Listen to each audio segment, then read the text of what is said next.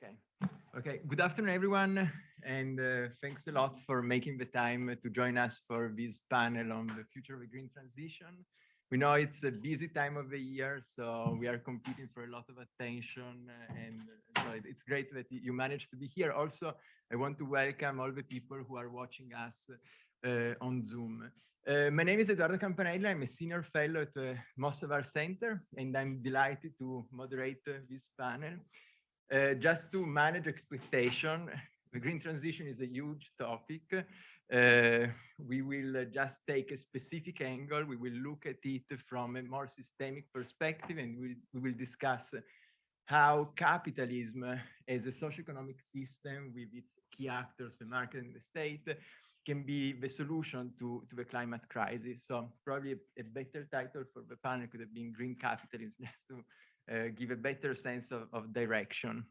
I'm joined by two friends who are working and devoting their research efforts to these topics. Debora Spar is a renowned academic. She was president of Barnard College in New York for almost 10 years. She's a professor at HBS and a senior associate dean.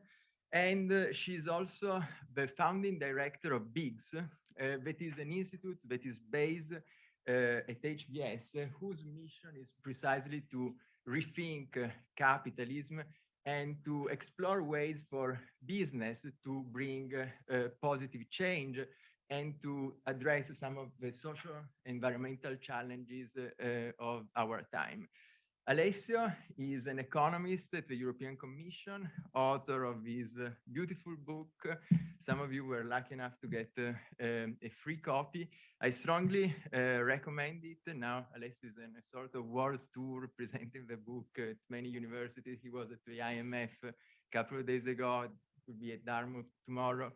And in his book, he makes precisely the case for green capitalism. And he tries to explain how it is possible to bring capitalism on a more sustainable path.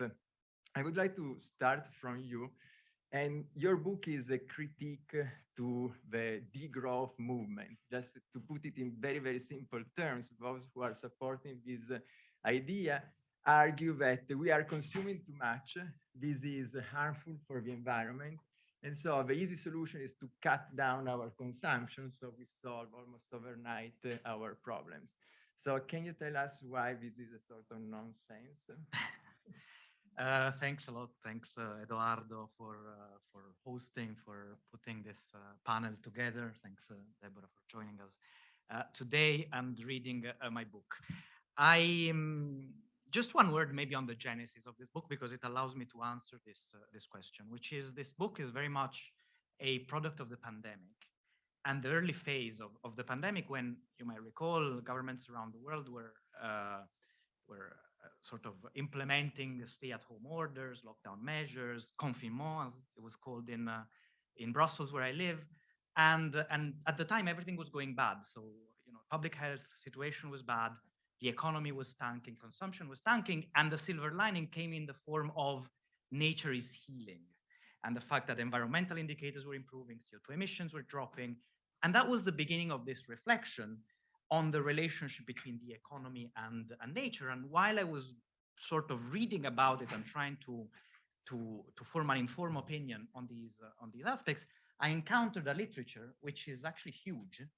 It is typically not in the mainstream in economics at the very least, but it is more mainstream in other disciplines, whether it is sociology, anthropology, and others. And this is a bit the message that they are saying, which is, at the end of the day, the economy is the problem, and the size of the economy is the problem. And in order to reach our environmental goals, we need to shrink the economy, shrink consumption, and all of this should happen in a voluntary way, which goes a bit in the direction of what we see at individual level in terms of minimalism and so on, but scaling it up at societal level and ideally at global level. And so I tried to understand why this was probably not going to work. It looked intuitively wrong in a way, but I was trying to understand why and point what was the problem. And I think that the problem is the voluntary aspect of it. And in a way, this worldview awaits for a moment in which society comes together, realizes that there is climate change or climate crisis, catastrophe ahead. And so we change completely our behaviors from one day to the next. And in a way, that is, I think, the beginning of the problem, which doesn't mean that consumer preferences cannot change, but that's when instead innovation becomes fundamental, because you're saying, I'm not asking for you not to move anymore, to use transport, to stop traveling, to change your diet, and so on, all of a sudden, but we find ways for you to change what is polluting, but retain the things that you desire. And so that is a bit the beginning of why I was looking at capitalism as a potential tool to address climate change. And first of all, let me clarify why we are so far from the table. The table apparently is broken, so that's why we stay a little bit away. So, Debora, I think this is a good bridge also to understand better what you're doing at BIGS. Basically, if I may, what the purpose of BIGS is to change the narrative about capitalism and try to leverage the strength of capitalism. Alessio was referring briefly to the idea of innovation, and use this the strength of capitalism to try to bring change and to address, in particular, the climate crisis. So, can you tell us what are you thinking about at the center? In what direction you're trying to take your research and the center in the future? Sure. So, first of all, I should sort of issue a blanket caveat. I am not a climate researcher. Sadly, I'm sort of administrator in chief right now, for lack of a better word. So at the business school, sorry, thank you. I'll just do this. At the business school, as you know, we're fans of capitalism. Most of our students go out and want to be capitalists. So there's a change as one crosses the river. Although my early days of my career were actually spent here. So I think sort of spiritually, I'm somewhere in the middle of the Charles. But what we're trying to do is to sort of understand all of those places at which business and society, the phrase I use is overlap and occasionally collide. And there seem to be more and more of those these days. And there are more and more areas in which, and there's a certain irony here, in which business is both being blamed for the exploding problems in the world, of which there are many, and yet at the same time, business is being asked to help address them. And I think that's really interesting on both sides. And so there's the research question, which tends to be pretty depressing, to be honest. You know, to what extent is business responsible for climate change? A lot. To what extent is business responsible for growing socioeconomic inequalities? A lot. To what extent is business responsible for racial inequities? A lot. And yet the flip side of this is, how can business be harnessed to solve these problems? In part because there are not many other good options out there. So if we think of climate change for a moment, I think we can say, you know, massive problem, increasingly urgent. Is business the best actor to solve them? Probably not. And yet look at the alternatives, they kind of look even worse. Without trying to be too cynical about this, you know, in an idea, so I'm a political scientist by training. My default is I want government to be the answer to all problems. But you look at government in most parts of the world today, and we're not seeing a lot of great solutions, sadly, coming out of government. Although I think the European Union is actually probably the most interesting government or set of governments at this moment. So what we're trying to do at the business school, and there's not a single thing, to be honest. So in my own personal work, I'm looking at capitalism and looking at ways in which capitalism itself can be tweaked, rethought, reimagined. But what more of my colleagues are doing, as you'd imagine, are trying to think of ways in which we can actually harness business to solve some of these problems. And, you know, I think one wants to be careful not to be too Pollyanna-ish about this, because business is not set up. Like, business is not set up to address racial inequities. Business is not set up to address climate change. So how can the royal we, and it has to be the royal we, because, you know, I think any possibility of positive change means governments doing the right thing, and activists doing the right thing, and consumers doing the right thing, and business doing the right thing. But how can we collectively start to think about ways in which business can become part of the solution? And so that's the broad agenda, and happy to go into more of it, but just to give you a sense of the sort of the menu.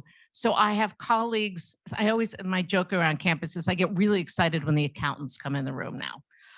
But like, the accounting piece of climate change is really exciting, because insofar as governments are now doing things like passing Scope 3 regulations, the accountants actually have to figure out how you count Scope 3, which turns out to be a massively complicated accounting problem. But this is where the accountants can really be hugely, hugely powerful. We have a guy who's coming to join us next year who works on decarbonization in the cement industry. Really important. Apparently, cement and concrete account for 8% of global CO2 emissions. If you can figure out how to make concrete greener, you can solve a significant chunk of climate change, but you have to do it in a way that where it's still economically viable. Otherwise, the concrete manufacturers aren't going to manufacture. So this is, sorry, it's a long answer to sort of the array of things we're just beginning to try to do. And just a quick follow-up, that it's a little bit more philosophical than what accountants are doing.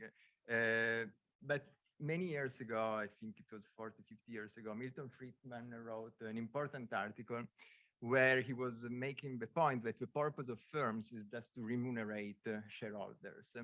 So how do you think the purpose of firms should change, and also in very practical terms? So the beauty of the Milton Friedman mantra, for lack of a better word, is that it's actually pretty easy to operationalize. So if you have, as a business leader, if your goal is to maximize shareholder value, you kind of know what you have to need to do every day, right? You got to go out there and drive your share price up.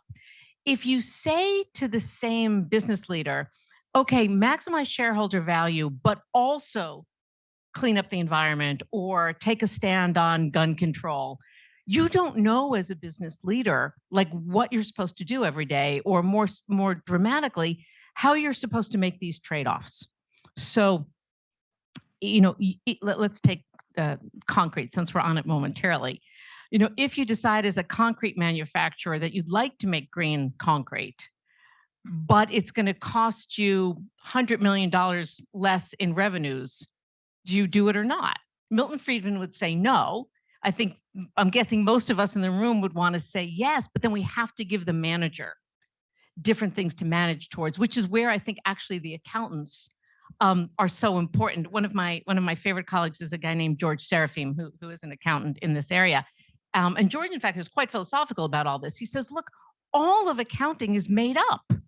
Like, we're the ones who came up with GDP.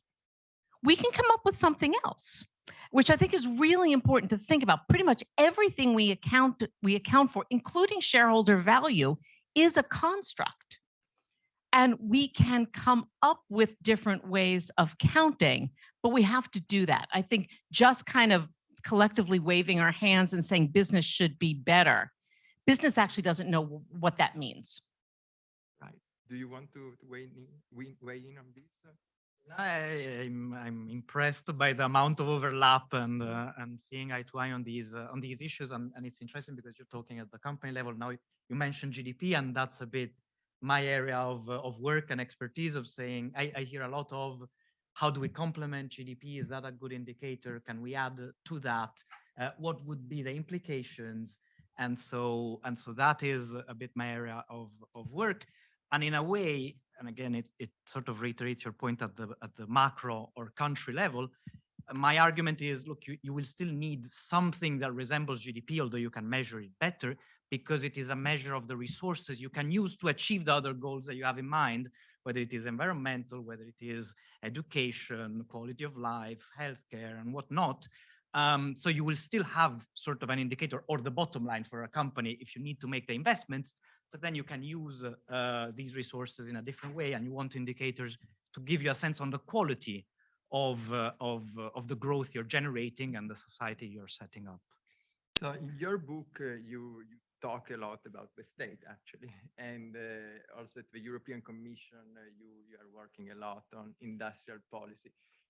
Industrial policy is the policy that should not be named, or at least this is what we were taught up until a year or two ago.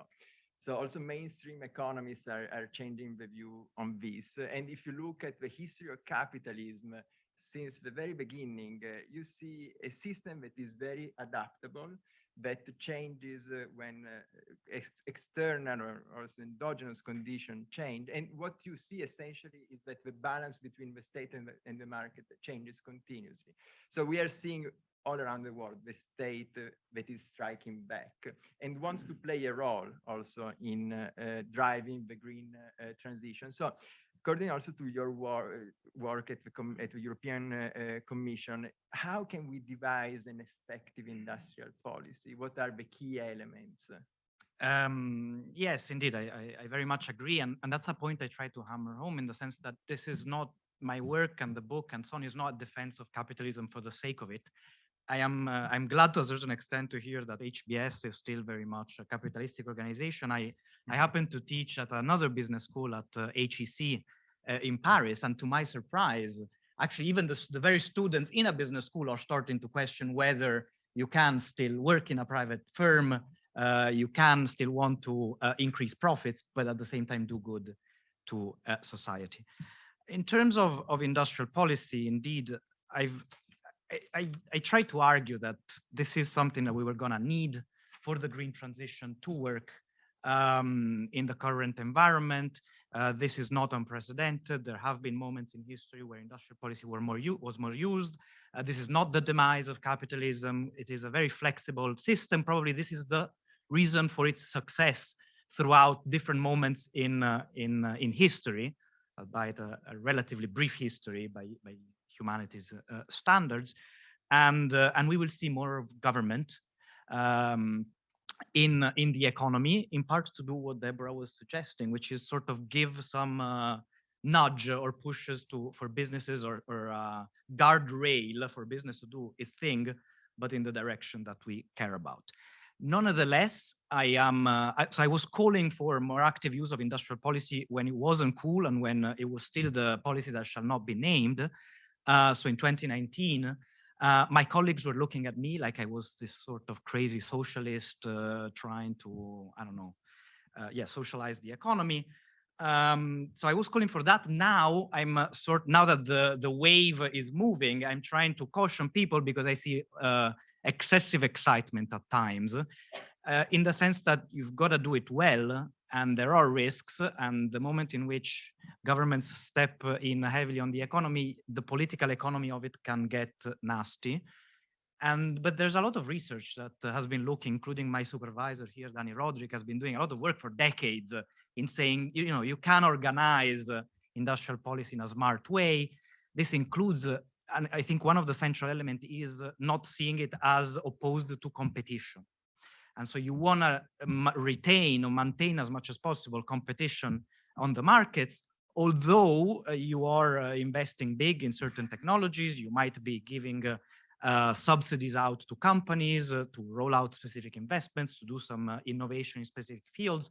But competition is a good thing, and you don't want to harm that. You don't want to pick companies. This is something that for a long time has been a bit the way industrial policy was done. We come from Italy, which is a country that instead did the opposite and was tying itself up in a certain company seen as a national champion. And then you end up you really putting billions and billions of dollars, euros into a specific company that is not particularly innovative. I'm thinking of our airline carrier Alitalia, which literally has been funneled 60 billion euros into it, and it's not doing innovation. It ended up going bust. So this idea of national champions we should move away from that and instead, go for technologies. You care that I don't know, green steel gets done. Who does it is sort of beyond the point, and so you don't want to stick to a specific company, but keep the innovation focus. And finally, I've done a vademekung that is a bit longer in some of my work, but my final point would be adaptable, as in have indicators of what you're trying to achieve.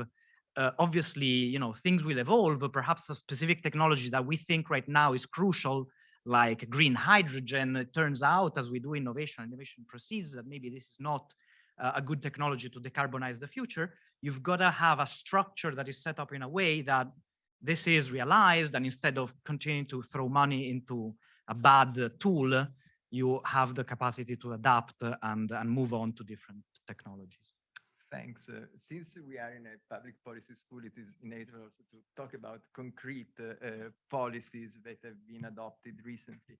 And I'm referring in particular to the Inflation Reduction Act, that is not really about inflation. It's about subsidies, tax credits to drive this green transition here in the US. Do you think from an American perspective, because then we will hear also the European perspective, is this the right approach? Do you agree with what the Biden administration is doing, or would you do something different? So I should say I'd be happy to come back in a year and give you a better answer around that, because this is one of the things we're going to do with Biggs is actually have a series of events looking at not only looking at the IRA, but more importantly, trying to get both the policymakers and business in the room to think about what it's going to take for the IRA to work. Because just playing off what you said earlier, this is the first time, maybe along with the CHIPS Act, that the US has done industrial policy since the mid-1980s, maybe going all the way back to Sematech. I feel personally and passionately like it has to work. If we can't pull it off now, we're going to lose another several generations of possibilities around industrial policy. We're going to need another name for industrial policy, because you can't use that. I mean, you can't. I've heard cross-sector collaborations. You can't use public-private partnerships anymore. But we actually need another word. So if anybody can come up with a word, that would be very, very helpful. But I think when you look, so the short answer is yes. I think it's a really interesting policy. The more complicated answer is one of the reasons it is a good policy is it's giving incentives to business rather than rules, rather than, it's carrots rather than sticks, because we don't have any, we're not willing to use sticks anymore. But then the carrots have to work. And I don't know that we have a good sense yet if that's going to work. And so it's, businesses, I think again, the royal we really need to hear from business what it's going to take in order for them to make the investments, drive the jobs, put the drives. I mean, it's a political game like anything else. The jobs have to, and the businesses have to go in the parts of the country that are going to get the votes to keep the policies in place. So it's not just that we're going to have to get investment in wind. The wind farms have to be in Oklahoma, the right districts in Oklahoma, so that the congressional coalition that came, remember this bill passed by one vote. This couldn't be any narrower. So I'm kind of terrified that unless this thing starts working relatively quickly, we'll lose the chance to do it again. But it's really interesting. It has to work. From a European perspective, I can tell that there is a fear it will work too well, actually. Yeah. And there is a fear, a general fear, that it can actually trigger a race to the bottom when it comes to subsidies. And so I wonder, what's the perspective in Brussels on this? Unfortunately, you don't have a unified. First, probably this is one of the few times where all European governments think the same, actually. But I'm curious to hear your view. Yeah, I can tell you what. Yeah, I can tell you the feeling in Brussels, which is not. It was interesting because indeed, like after decades, really, where we were hoping for the US to be on board with this, with the green transition and fighting the climate battle, we finally got something big. And so the initial reaction was of excitement that our American allies were on board, until there was a realization of the implications of this for potential implications for European firms with national content provisions. And then the reaction was of almost panic to a certain extent. Now it is sort of moderating to or plateauing at a high level, but there was indeed this sense, and it sort of goes to the mental framework that you already laid out, Debora, in terms of sticks and carrots. And we as Europeans, especially at European Union level, we are good at the sticks part, and we do have regulatory power. But to do industrial policy, you need cash, effectively, and a lot of it. And that we have a lot less of at European level. So our budget, overall budget of the European Union, is 1% of GDP. So we've got to deal with that. And on top of it, we have to use it for all sorts of things, for agricultural policy, for administration, for structural funds, also to try and keep countries at a similar level of development and so on. So we don't have a lot of money at European Union level to do this industrial policy type of investment, so we're forced to use the sticks. If we use the sticks and the US uses the carrots, that creates a problem, which is what businesses are telling us. They're saying, you in Europe tell us what we're not supposed to do, the Americans are giving us cash, so we might as well move. And so that is a bit what we're struggling with right now. I think that to a certain extent, we're trying to understand the political economy of it, in the sense that we're hearing every day CEOs go to the Financial Times and say, I'm about to move my Northvolt battery production to the US, and rather than open it in Germany. We are going to move chemical production from Germany to the US, and so on.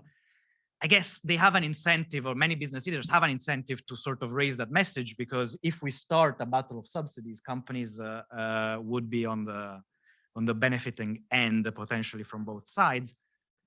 I don't know if that's necessarily a bad thing from the climate perspective, which is what a lot of Americans are telling us. They're saying, you wanted us to be on board, now we're on board on the green transition, what do you want?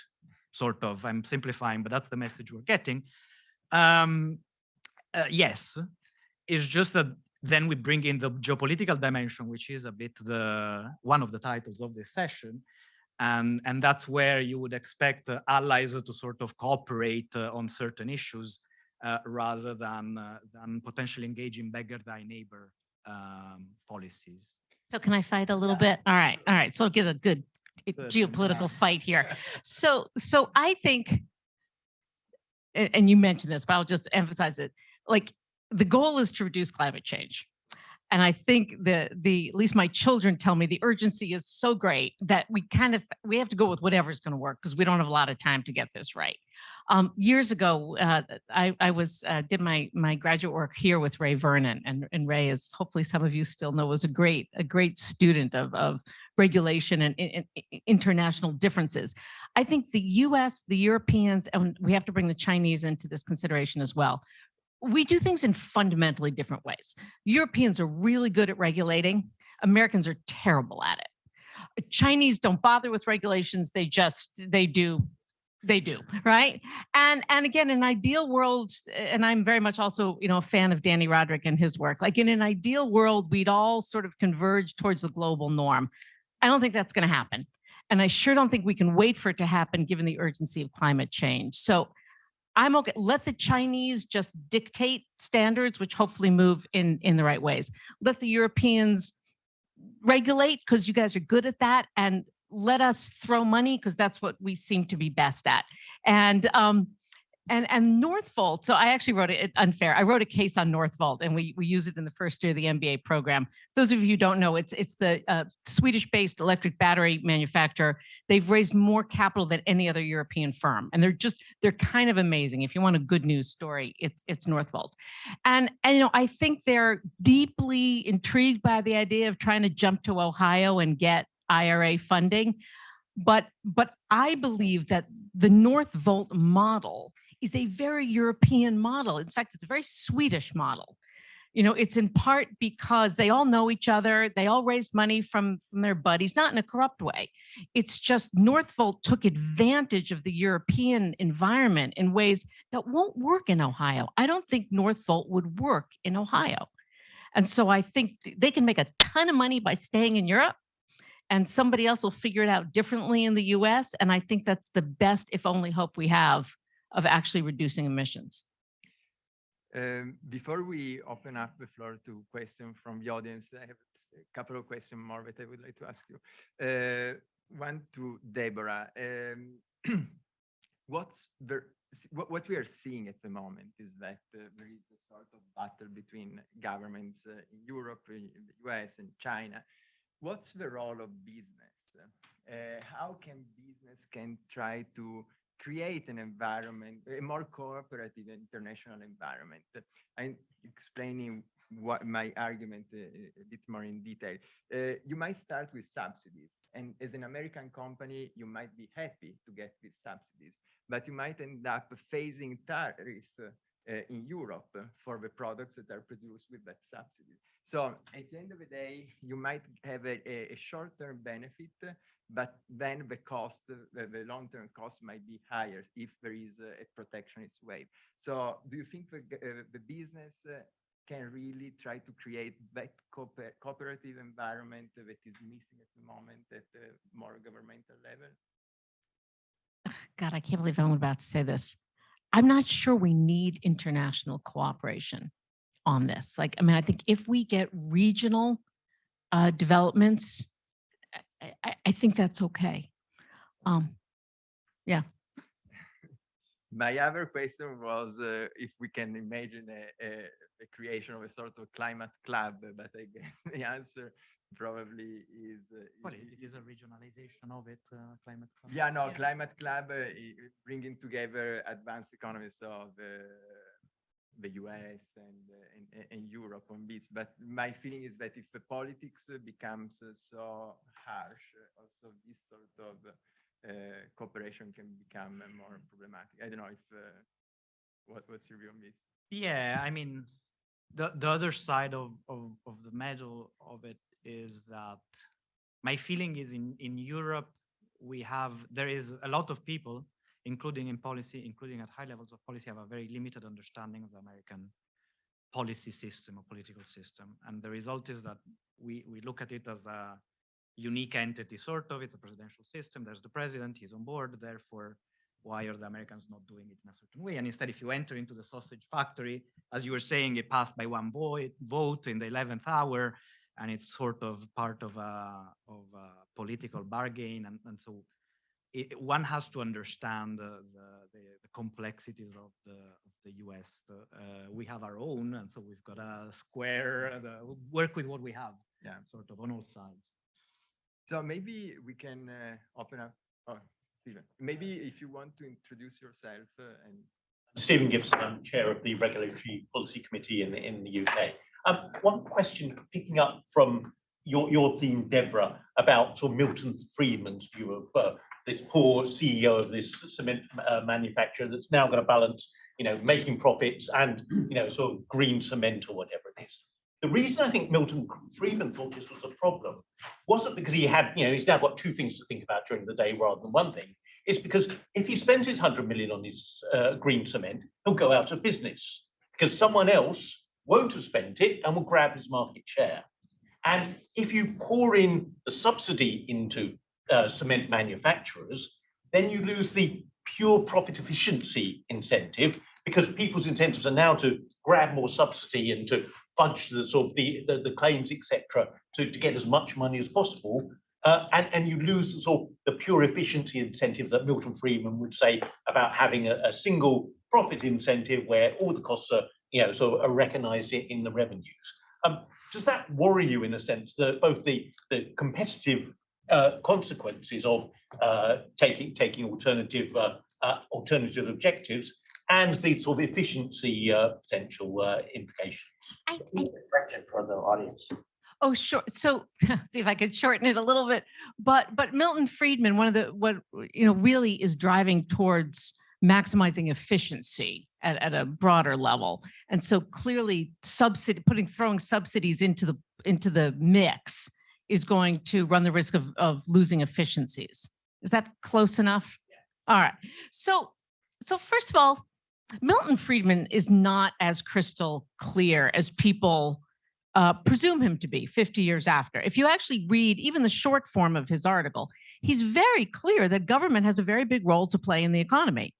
And he talks fundamentally about the rules that government has to create, the enforcement, the mediation. So I think it's really post-Reagan and Thatcher that we sort of moved to even the post-Friedmanite world of government's bad.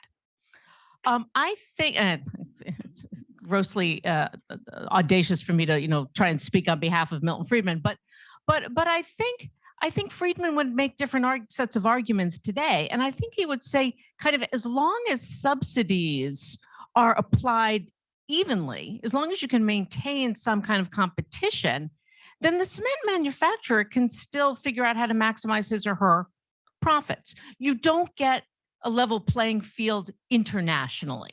So I think you have to give up some of the dreams of globalization, but I think you can maintain levels of competition in a single market or even a regional market, as long as those subsidies are equally available to anyone who might go for them. John? So I need to follow up on what Stephen said. I'm John Haig. I co-direct the Center for Business and Government. Ironically, people who... So I think you may need the microphone for the The Zoom. mics are in the ceiling. Oh, the mics are in the ceiling. Okay, never mind. I'm straight here. No, if you ironically, you're at the business school, I'm here at the Kennedy School, and I'm going to give the argument why Milton Friedman isn't necessarily wrong, right? And the irony is that a lot of people that support Milton Friedman support him not because they think in pure competition, but they think of roles of government, to your earlier comment, right? And so their view is business should focus on business and the government should actually be the one that intervenes in bigger ways, right? So if you think about it, Milton Friedman holds if you've got complete contracts, if you've got competitive markets, and if you've got externalities that can be identified and managed by government and are effectively managed, right?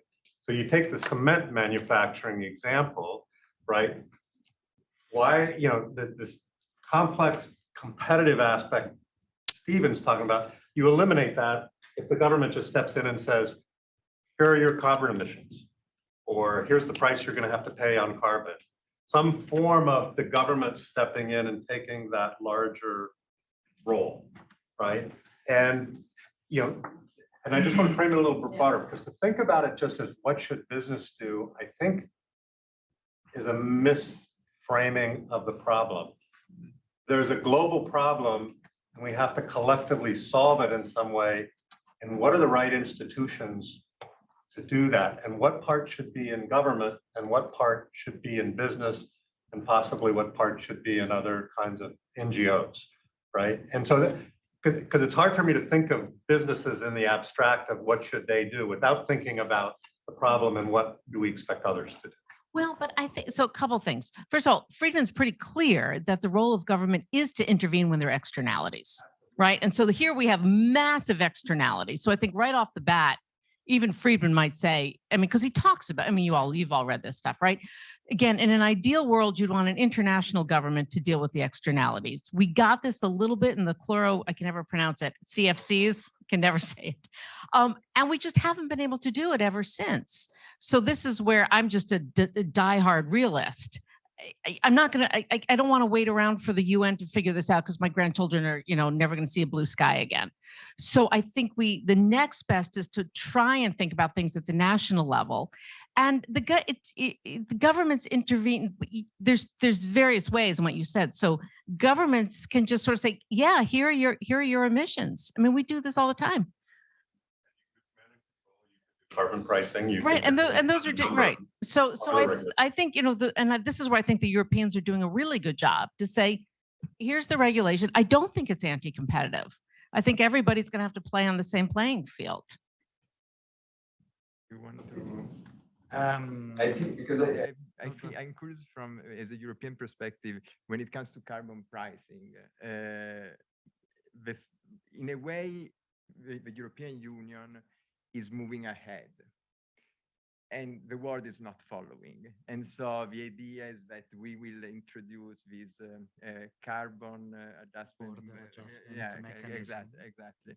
So, and this is going in the direction of creating this form of green protectionism. Do you think that's the right direction also in terms of incentives for firms to stay in Europe, or they might see an incentive to go to a place where there is less regulation also on this front? No, yeah, I mean, of course, for us, and to a certain extent here, we're following economists, as in letters were being written by lists of economists already ahead of Kyoto saying, look, this is an externality problem, therefore you want to tax the externality. That sort of reinserts it into the mechanics of a price mechanism, and then you can let firms do their thing and what they're good at. So that is sort of the gold standard of how you deal with it. Normally, I tell my fellow economists, look, it doesn't stop at that because there's a variety of other externalities that we're trying to deal with. So it is not only about carbon pricing, and we have to go beyond that. But nonetheless, I still am an economist at heart, and I think that it is worth reiterating that carbon pricing helps a lot. And it is better in the sense that it raises money for governments, whereas industrial policy costs money to governments. We can use the money to do other things like innovation. And in a way, the strategy the US is following is to say, we're going to invest in these technologies. By investing, we're going to make them better and cheaper. And at some point, they're cheaper than the fossil fuel alternative. And then we've solved sort of the problem because then the prices have realigned. You can do that. You need a huge amount of money to do that. And on top of it, it is not organic in the sense that you're addressing it to specific issues, whether it is energy systems, whether it is the production of green hydrogen, whether it is, but you constantly are at risk that you're not adjusting prices within the economy. And so the risk is that firms move to something else that is producing even more CO2, or that people give up their, I don't know, private jet and they start using SpaceX's rocket to fly to Indonesia in 1 hour. And there is no way you would have to constantly regulate this because you're not addressing the source of the problem, but trying to go as a patchwork of measures. So it remains a bit the gold standard.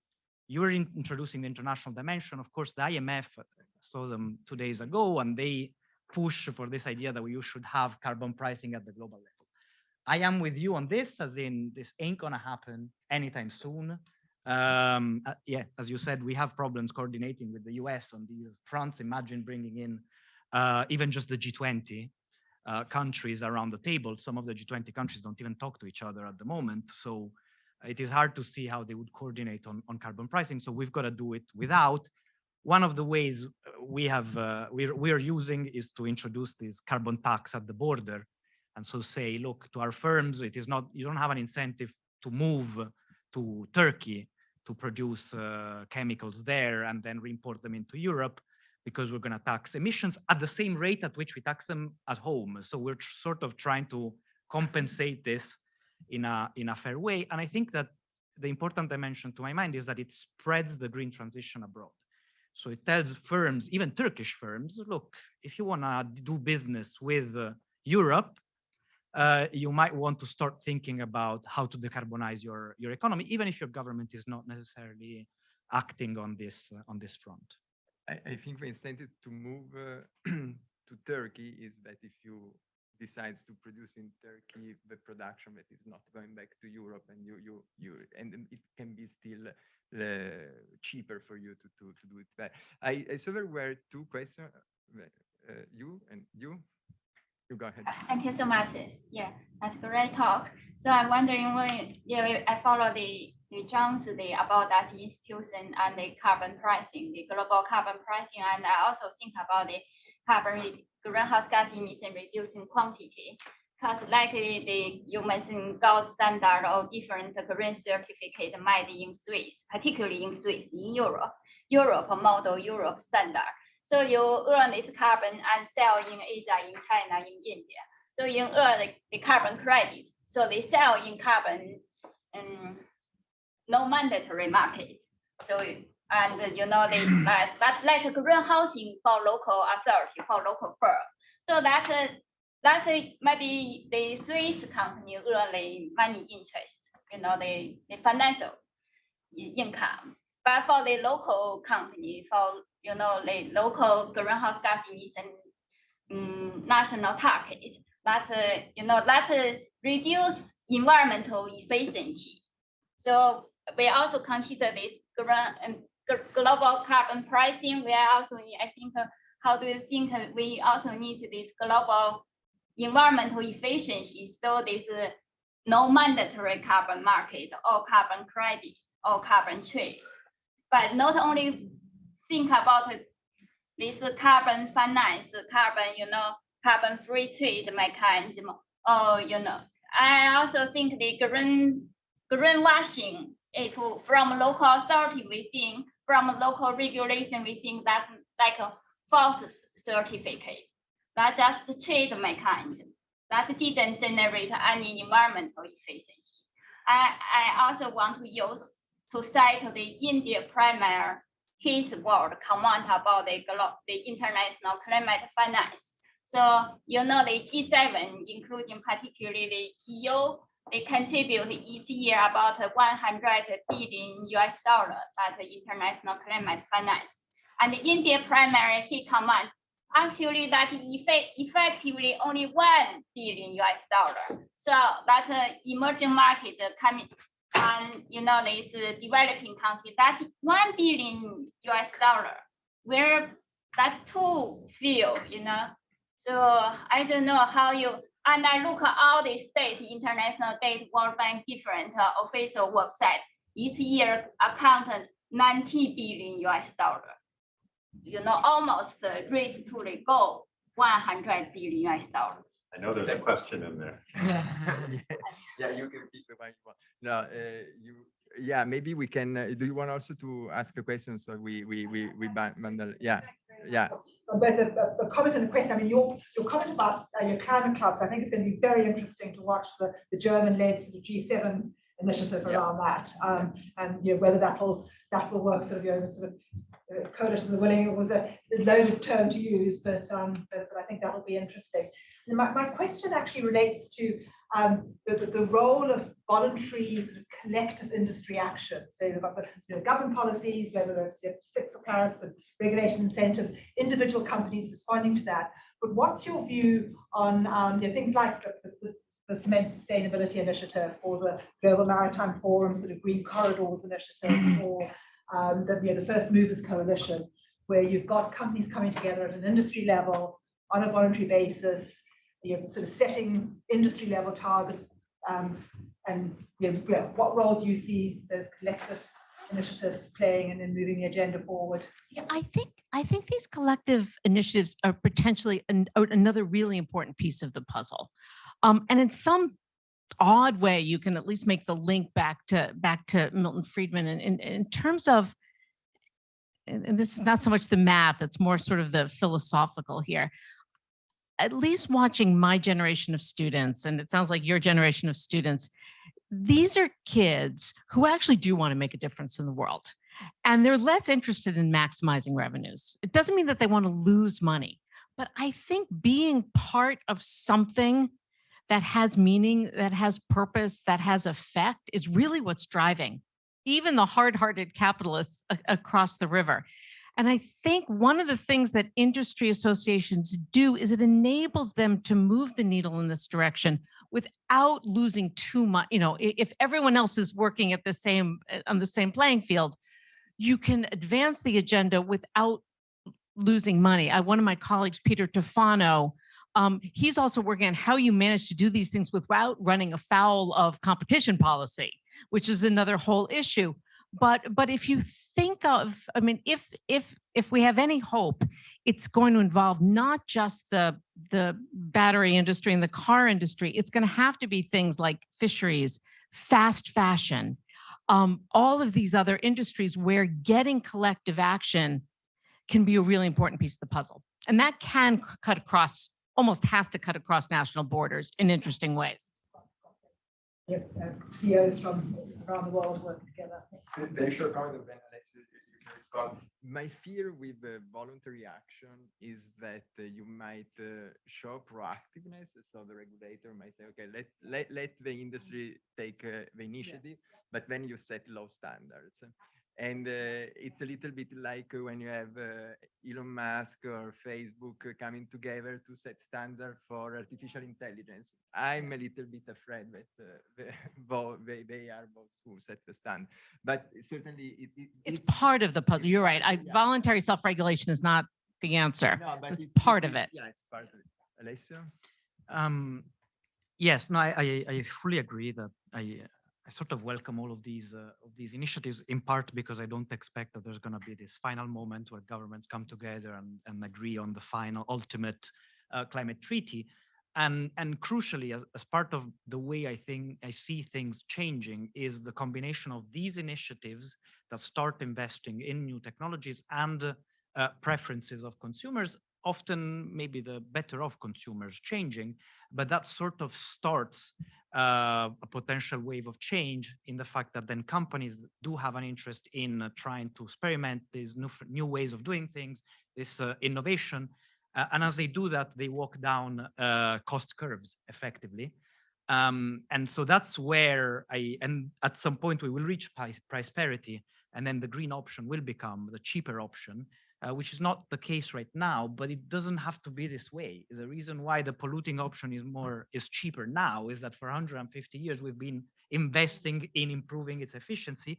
As we start investing on other things, you just need effectively a group of consumers that is well motivated and can afford the green premium, initial green premium early on, and then that allows companies to do their thing, going after profits, but ultimately doing something that is useful to the planet as well.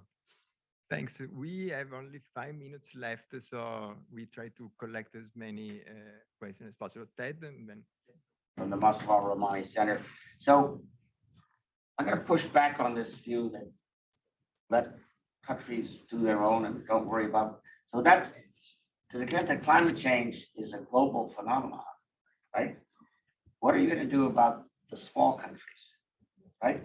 Who in some aggregate sense can produce their own, a reasonably large amount of CO2 and stuff like that, right? So how do you get them into the system where they don't actually have the inherent, there's no competition in Jamaica, okay? In some sense, right? I'm making this up, right? So there's no competition in Jamaica, so they're not gonna, you know, so they have their own system, right? But you're gonna have one firm. So you won't have the competition built in. You're getting out of Europe on the one hand, you're getting out of the United States, you're hoping for in China, you're hoping for in India, but on those products. So thank you. Hi, I'm Usman. I'm a mid-career MPA and a former Honeywell executive. So piggybacking on that piece, what role do you think government needs to play in driving innovation? And what levers do we have besides subsidy? And I feel that's the biggest chance we have to meet our climate goals. So would love to hear what levers do we have. We have one more. Yeah. Thank you very much. In terms of the climate change and green growth, what we see now in the IRA is that the majority of our efforts are going to renewable energies, and that's like we're betting large amounts of money on that. And in some cases, we see that that's not exactly the best solution or the faster or the most efficient. So what are your takes on that one? Like, do you see that's the path? What else should we complement that one? All right, I'll try and smush these all together. So I've been very influenced by a novel that I highly recommend for those of you who haven't read it, Ministry for the Future. Really, right? I don't usually like science fiction, but But sorry, hopefully this isn't a spoiler alert. I think what I take away from that is this problem is so massive. There's no single way to attack it. And I think everyone, both at an individual level, institutional level, company level, you kind of think about what can I do in my vertical that I have power over. So if you're in the climate mitigation, if you have the ability, you work on that. We haven't even talked about adaptability. We haven't talked about biodiversity. So maybe Jamaica is not a big player in the climate mitigation, but maybe they become a really big player in thinking about biodiversity. Or resilience. They're a small island working on resilience. I think the government has a huge role to play, and I'm finally, for the first time in my professional career, starting to see hints of this again. The government's remembering, oh, we used to have things like DARPA. We have really interesting technologies coming out of the Defense Department and the intelligence communities, and maybe we need to work with the private sector to get some help in how we commercialize these technologies. And I think, and I don't mean to sound Pollyannish, but kind of every player thinking from where they sit in the ecosystem, what role they can play, because climate mitigation is only a piece of it. It's kind of the most urgent one. But it's also that we had Hank Paulson come recently, and he's got his own set of issues. But his issue, focus is a better word. He's saying business can solve mitigation because we get the cost curves down. Saying business can't do anything on biodiversity. So how do we think about? That's for him the next great crisis. So and that's one where I think government is going to have to play a bigger role. So kind of. It's a massive problem. Start chunking it up, and it becomes a little bit more amenable. Yeah, vast menu. I'm not going to say anything on innovation because I agree with you. There's a lot that governments can do, and there are a lot of these agencies, and there is a lot of the research that can happen. I wouldn't overplay it in the sense that we need to develop technologies and deploy technologies, and I feel like government is in a position to help on the first, and it's probably better to leave to the private sector the second part, which is the deployment of these technologies across the economy, which is what we need if we want to bring these emissions down. On renewables, and why there is so much focus on renewables, at least to my mind, is that we're trying to electrify everything. That's more or less to simplify this huge problem in 2 sentences. You electrify everything, and in parallel, you decarbonize the grid.